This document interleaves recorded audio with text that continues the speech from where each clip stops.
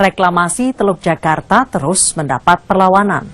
Alih-alih menguntungkan warga ibu kota Jakarta, reklamasi diyakini hanya menguntungkan bagi kaum pendatang. Tim investigasi kami memotret reklamasi yang sudah dilakukan negara tetangga, Singapura. Benarkah reklamasi di Singapura berhasil dilakukan tanpa menyisihkan warga? Atau justru sebaliknya? Kami akan mengupasnya dalam iNews File bersama saya, Anissa Dasuki. Mega proyek reklamasi Teluk Jakarta terus mendapatkan perlawanan dari masyarakat nelayan pantai utara ibu kota. Proyek yang terkesan dipaksakan oleh pemerintah Provinsi DKI Jakarta ini telah memaksa sebagian nelayan kehilangan mata pencahariannya. Tidak hanya itu, pembangunan 17 pulau buatan di pantai utara Jakarta diyakini hanya akan dinikmati oleh kaum pendatang. Ya mungkin kita pasti diusir lah suatu saat. Masa bilang kalau pulau ini dibikin lagi bukan buat untuk orang Indonesia, bukan. Kekhawatiran warga pesisir pantai utara Jakarta ini beralasan jika berkaca pada proses reklamasi yang sudah terjadi di negara tetangga Singapura. Sebagian warga asli Singapura harus rela kehilangan rumah mereka setelah digusur untuk kepentingan pembangunan dan reklamasi. Bangunan yang berdiri megah di tanah yang dulunya mereka diami, kini justru dihuni oleh warga pendatang dengan tingkat ekonomi yang lebih baik.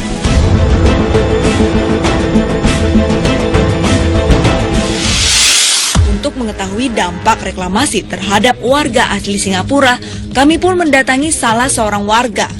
Sebut saja, namanya Rahmi. Kepada kami, Rahmi menceritakan perubahan yang dirasakan pasca pemerintah Singapura melakukan reklamasi pantai untuk pembangunan infrastruktur. Rahmi dan keluarganya yang dulu tinggal di kawasan Geylang Serai pun harus rela digusur dan pindah ke kawasan Kukoh. Wah, seronok deh. Seronok, boleh. Kamu nggak takut mau main di luar sampai lewat malam? Kamu nggak takut? Dengar dari ibuku, tetangga selalu melihat, anak kamu ada di sini dengan anak aku. Walaupun bangsanya Cina, walaupun bangsanya India, tetap bergotong royong. Tapi sekarang enggak. Kemudian di Geylang Serai itu dijadikan apa? Dijadikan HDB, kondominium, factory,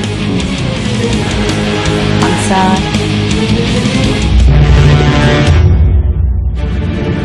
Seiring pembangunan proyek reklamasi, pemerintah Singapura pun membuka pintu bagi warga negara asing yang ingin masuk ke negara berlambang singa ini. Perkembangan dan kemajuan ekonomi menjadi alasan pemerintah memberlakukan kebijakan ini.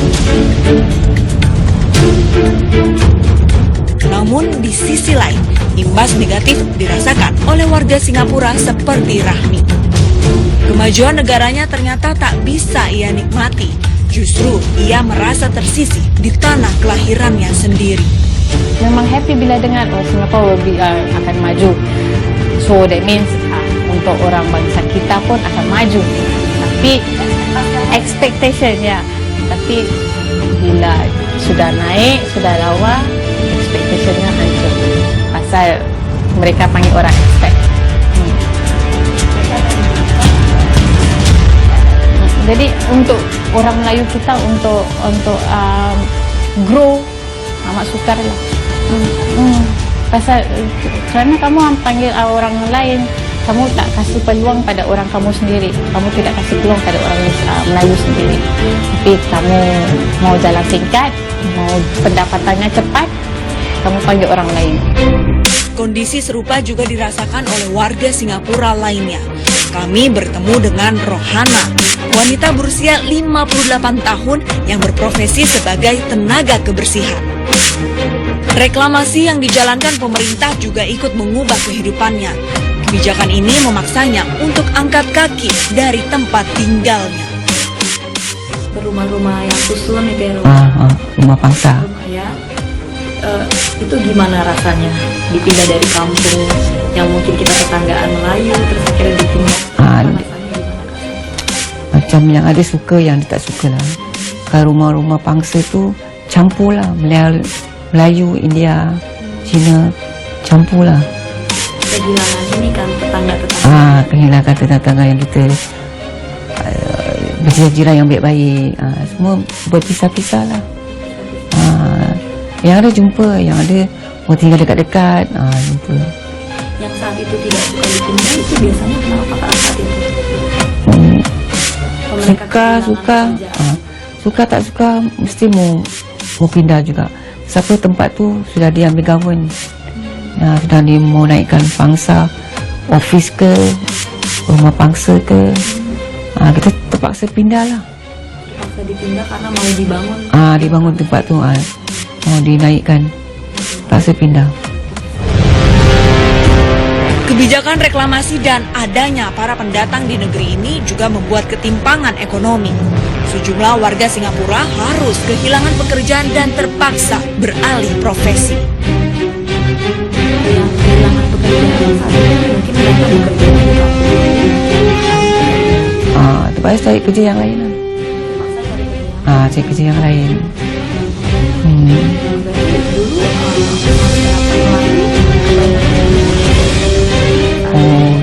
Melayu kebanyakan kerja driver bus, bus conductor, driver bus. Yang ada pun kerja office juga. Dulu ada lah, sekarang sudah tak ada. Tak ada. Kenapa tuh? Semua dah diambil government, dah tak ada. Pun laut dah ditambak-tambak, dah tak ada nelayan lah. Sebab kena cari kerja sendiri lah. Siapa yang pandai belajar tu boleh kerja office lah. Tapi sekarang kerja office pun yang ada tu dibeza-bezakan juga. Kalau kamu sekolah pandai, boleh bahasa Mandarin, diambil. Kalau tak pandai bahasa Mandarin, ada belajar Mandarin, tak diambil lah. Ada cari company lain lah.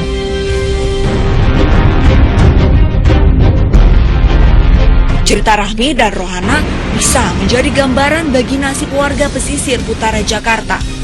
Pembangunan 17 pulau buatan di Teluk Jakarta berpotensi mengulang sejarah warga negeri jiran Singapura.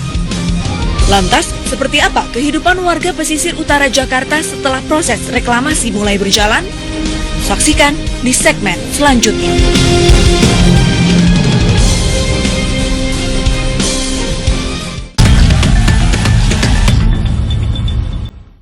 Di Jakarta, meski proyek reklamasi untuk sementara waktu dihentikan, namun kerugian nyata telah dialami oleh ribuan warga yang tinggal di pesisir utara Jakarta. Bagaimana nestapa mereka sehari-hari? Berikut penelusuran kami.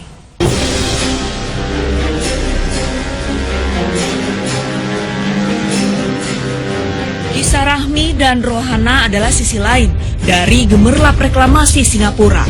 Bagaimana reklamasi telah membawa dampak besar bagi kehidupan warga Singapura. Kini, nasib warga seperti Rahmi dan Rohana juga dialami oleh ribuan warga yang tinggal di pesisir utara Jakarta. Salah satunya seperti yang dialami oleh Midi dan keluarganya. Banjir besar yang melanda Penjaringan pada 2012 silam membuatnya tidak punya pilihan selain pindah ke rumah susun sederhana sewa Rusunawa Marunda yang ditawarkan oleh pemerintah Provinsi DKI Jakarta. Ya pada waktu sih sementara ini pada waktu belum ada realisasi untuk kesananya, yang penting pindah gitu, menghindari banjir dulu aja, pindah. Tapi lama-lama akhirnya kan terjadi pembongkaran secara sistematis gitu. Pembongkaran baru timbul eksesnya, ada penggusuran dan pekerjaan yang lainnya. Midi yang telah tinggal di Penjaringan selama 35 tahun lamanya nyatanya tidak mendapatkan ganti rugi dari Pemprov DKI Jakarta. Bahkan ia merasa beban hidup yang semakin berat sejak direlokasi dan tinggal di Rusunawa Marunda. Janji manis relokasi dan perbaikan kehidupan yang dulu dijanjikan oleh Pemprov DKI Jakarta saat itu kini hanya tinggal kenangan. Sementara sih nggak ada sih ya. Ya pada waktu itu sih janjinya kan di samping pindah relokasi tentu berbarengan dengan pekerjaan ekonomi ya, akan dipenuhi lah segala ekonomi termasuk pekerjaan pada waktu itu.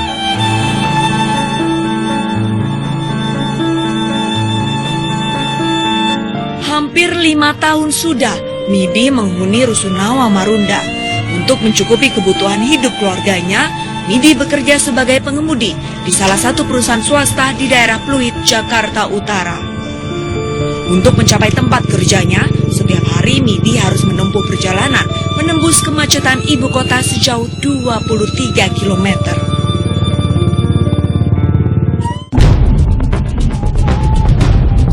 Pemprov DKI Jakarta memang menawarkan transportasi gratis bus Transjakarta bagi warga penghuni Rusunawa. Tetapi sayangnya fasilitas ini belum menjadi solusi yang tepat bagi penghuni rusun seperti Midi. Kita kan pekerja, ya kan, bukan cari santai. Jadi kalau di Transjakarta jalurnya nggak tepat jalurnya. Ya jalurnya jalur muter, jalur yang macet dia pakai. Selain akses yang jauh ke tempat kerja, sejumlah permasalahan lain juga dihadapi oleh Midi dan penghuni Rusunawa Marunda lainnya agar bisa tetap bertahan hidup untuk menafkahi keluarganya. Ya kalau sih dari ekonomi aja sih ya, kayak nggak kurang pro rakyat gitu. Sebabnya kita dilema kemari ekonominya nggak dipikir. Pokoknya gratis lah berubah dari segi ekonomi, dari segi budaya, dari segi masyarakatnya. Banyak perubahan sih.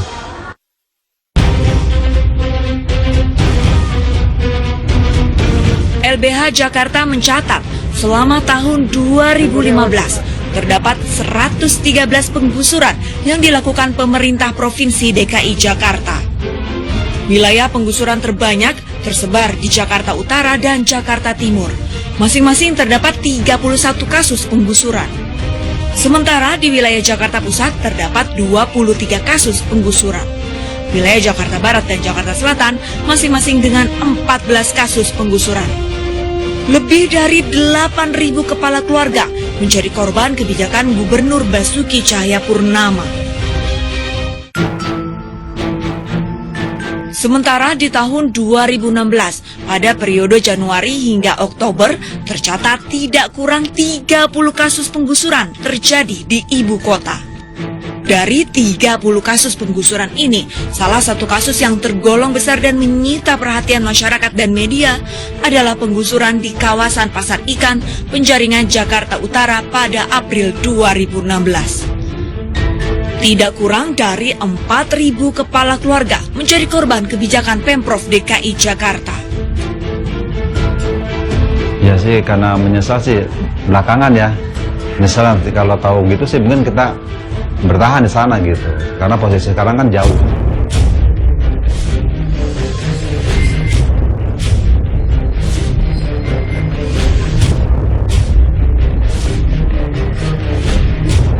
Midi hanyalah satu dari ribuan warga di pesisir utara Jakarta yang harus tergusur dari tempat tinggalnya.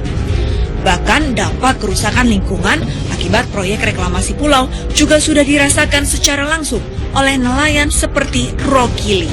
Ikannya udah nggak mau mendekat. Walaupun ada ikan waktu kalau kita diuruk itu. Tongkangnya pada liwat, kita nggak bisa tahu jaring juga. Tapi kalau kita buang jaring kita kena ditarik tongkang, habis. Jadi saya pernah pertanyakan siapa yang mau ganti jaring saya. Nah seperti itu. Tapi jawabannya nggak ada jawaban. Nah dari pihak pengembang itu. Menurut Rokili, reklamasi Teluk Jakarta bukan milik warga pesisir utara Jakarta. Rokili pun beranggapan bahwa warga Muara Angke maupun nelayan saat ini merasa sedang dibunuh secara perlahan bersamaan dengan hilangnya hasil laut sebagai mata pencaharian utama mereka. Ya udah pasti ya saya udah istirahat aja. Paling kerja sambilan, kerja apa aja yang bisa dikerjakan. Seperti itu. Makanya saya sangat sama pemerintah tuh sangat menggugat sekali adanya pulau-pulau itu mau diuruk lagi. Reklamasi Teluk Jakarta menempuh jalan penuh liku. Meski di Singapura reklamasi dinilai sukses dilakukan, apakah hal tersebut akan berlaku pula di Indonesia? Lantas, untuk siapa reklamasi Teluk Jakarta ini dibangun? Apakah ada motif lain di dalamnya? Saksikan iNews Files di segmen selanjutnya.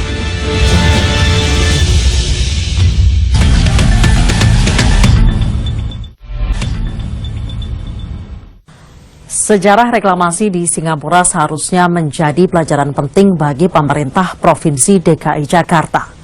Apalagi jika reklamasi hanya menguntungkan segelintir kalangan dan menghabisi hak hidup masyarakat kecil ibu kota. Saya Anissa Dasuki, sampai jumpa. Dengan beradanya pembahasan putusan nomor 15 di LH Jakarta maka pemeriksaan perkara nomor 15 di LH 2016 Jakarta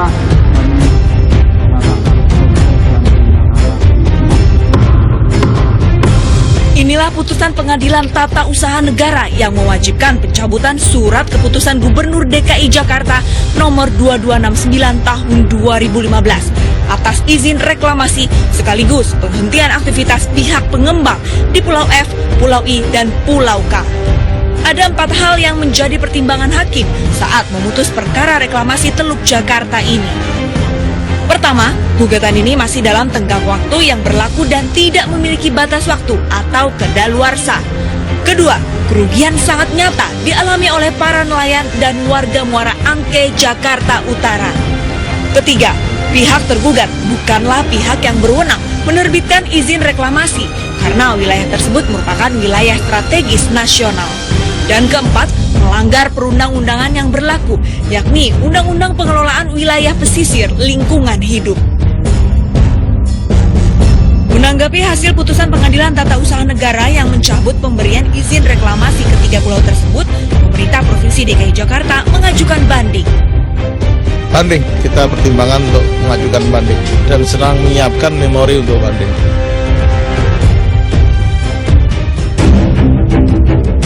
Alasan Pemprov DKI Jakarta ini seolah membangkitkan ingatan publik terhadap sejarah reklamasi di negeri jiran Singapura. Singapura menambah wilayah daratannya dengan cara reklamasi di sepanjang garis pantainya sejak tahun 1976 silam dan diperkirakan baru akan selesai pada tahun 2030 mendatang. Luas wilayah Singapura pun bertambah dari 633 km persegi pada tahun 1991 menjadi 716 km persegi saat ini. Singapura adalah satu negara yang kecil ya, dari segi wilayahnya, dari segi penduduknya. Di Singapura mungkin ada 5 juta penduduk di Singapura. Jadi disebabkan ini, reklamasi ialah satu practical solution ya, satu solusi yang mungkin practical. Tujuan awal yang sama, seolah membuat reklamasi yang terjadi di Teluk Utara Jakarta dikhawatirkan akan memiliki dampak yang sama dengan reklamasi Singapura. Warga yang tinggal di pesisir akan tergusur dan kehilangan mata pencahariannya. Election coming, whatever problem you have, you go to them, they will help you. After election, that's it. That's your problem, that's my problem. Bang, kalau saya sih penampilan saya cuma di laut. Kalau buat untuk kerja kuli kasar, aduh, saya udah biasa di laut, dari kecil memang dididik dari orang tua di laut. Pasca pembangunan di daerah reklamasi, pemerintah Singapura membuka kesempatan besar bagi warga negara asing yang ingin tinggal dan menjadi warga negara Singapura. Kondisi ini menyebabkan warga Singapura kalah bersaing, salah satunya dalam hal kepemilikan properti di daerah reklamasi yang berharga cukup mahal. Disebabkan reklamasi dan juga dari segi peraturan imigrasi di Singapura, ini menyebabkan persaingan yang lebih sengit ya, dan disparitas pendapatan antara yang mereka yang ada dan mereka yang kurang ada telah begitu lebar sekali di Singapura. Kondisi yang disampaikan oleh Nizam bisa saja terjadi di Indonesia jika melihat kebijakan pemerintah Indonesia di bawah kepemimpinan Presiden Joko Widodo yang merevisi Peraturan Pemerintah Nomor 41 Tahun 1996 dengan Peraturan Pemerintah Nomor 103 Tahun 2015 tentang kepemilikan rumah tempat tinggal atau hunian oleh orang asing yang berkedudukan di Indonesia. Peraturan pemerintah baru ini memberi kepastian hukum yang lebih kuat bagi warga negara asing untuk memiliki properti di Indonesia. Pada pasal 5 jelas disebutkan bahwa orang asing diberikan hak pakai untuk rumah tunggal, pembelian baru dan hak milik atas satuan rumah susun di atas hak pakai untuk pembelian unit baru.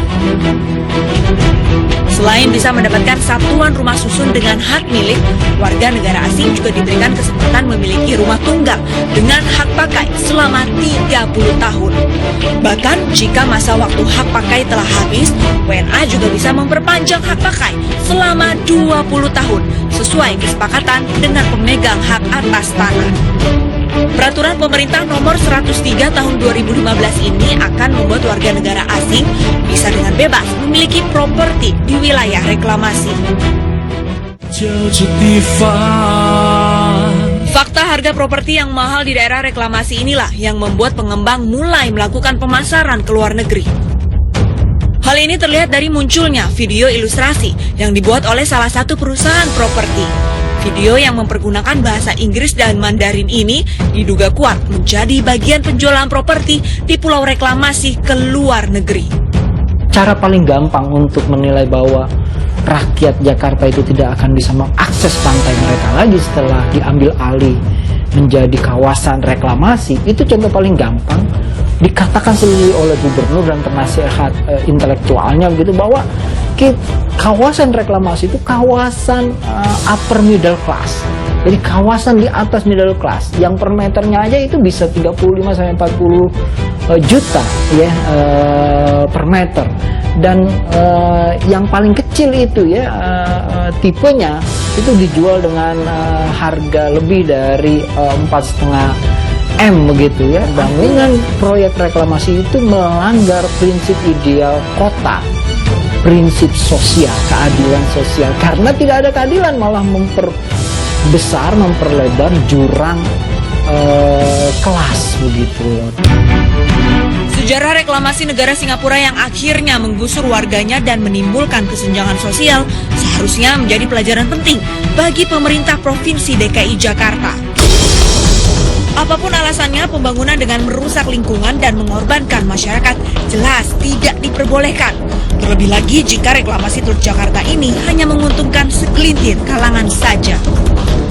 Jadi, jangan bilang Anda tidak tahu tentang masalah ini, karena kami sudah memberitahukannya.